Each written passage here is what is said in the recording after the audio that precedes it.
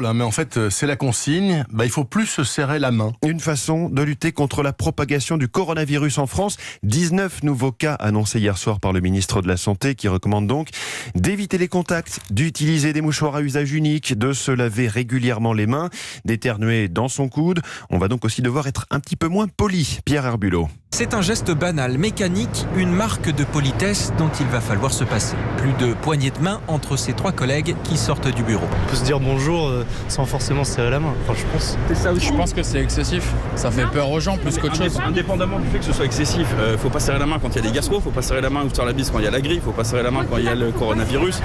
Les rapports sociaux, c'est une chose. Après, les précautions d'usage et médicales, c'en est une autre au bout d'un moment. Un avis que ne partage pas Michael, un commercial pour qui serrer la main signifie aussi sceller un contrat. Non, écoutez, moi je vais continuer de serrer la main, en tout cas dans le cadre professionnel et dans le cadre familial, en gardant les mesures d'hygiène et précautions habituelles que je tâche de garder. Et pourtant, les poignées de main sont le vecteur idéal pour le virus. On éternue dedans, on les porte au nez, à la bouche, pire encore que la bise.